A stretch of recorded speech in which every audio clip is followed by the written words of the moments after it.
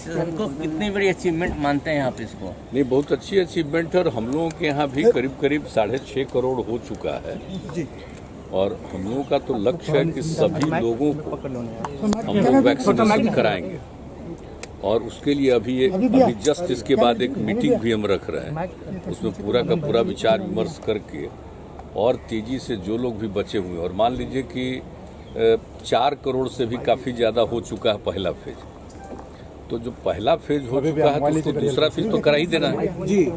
तो इसके लिए भी एक एक जगह जा करके हर जगह देखना कि जिसका हो चुका पहला उसको दूसरा, अगर टाइम हो गया है, समय हो गया है, तो उस बीच में करा लेना और बाकी कोई बचा न रहे, सब लोगों को प्रेरित करना कि साहब इसको जरूर करवाइए।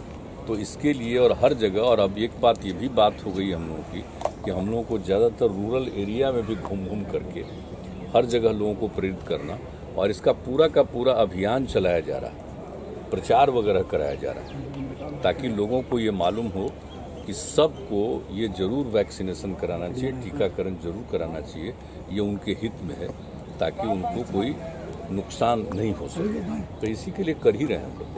उपचुनाव है सर, कब निकल रहे हैं चुनाव प्रचार करने के लिए? क्या उम्मीद है? खबर ये भी है सर कि लालू जी भी आ रहे हैं चुनाव प्रचार करने। अरे छोड़िए, नहीं, यहाँ नहीं पूछना चाहिए, ये सब चीज़ दूसरा है, वो तो 2 जगह की बात है।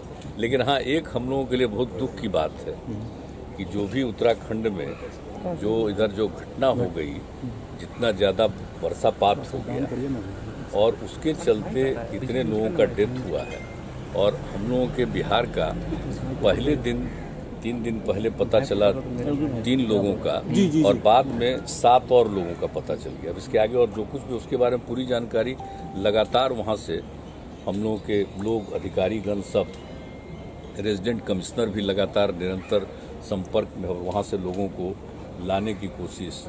तो 3 तो पहले आ गया और फिर आज भी उम्मीद है कि 7 का आज आ जाएगा और लोगों को घर तक पहुँचाएंगे।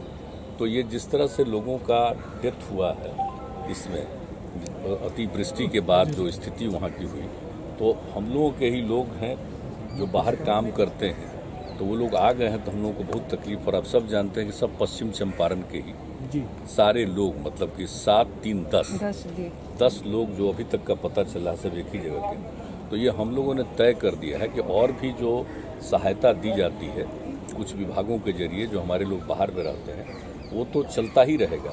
लेकिन जो हम लोगों का है, जो सीएम रिलीफ फंड है, तो उसके माध्यम से उनके परिवार को हम लोग निश्चित रूप से 2 लाख रुपया प्रति परिवार को देंगे, ये भी हम लोगों ने तय कर लिया। ये जो 2 लाख रुपया देते हैं, इस पे भी लोग राजनीति करते हैं कि ये काफी कम अमाउंट है। नहीं, ऐसा कैसे कर रहे हैं, क्या बात करते हैं? अपने राज्य के अंदर कहीं कुछ होता है उसके लिए एक अलग व्यवस्था है, और राज्य के बाहर कहीं कुछ हो रहा है तो उस राज्य के लोग भी तो करते ही न हैं जी। ऐसा तो नहीं हम लोगों के राज्य में कुछ होता है तो हम लोग मदद करते हैं, तो दूसरे राज्य में भी होगा तो उस राज्य के लोगों को मदद करना उनका काम है।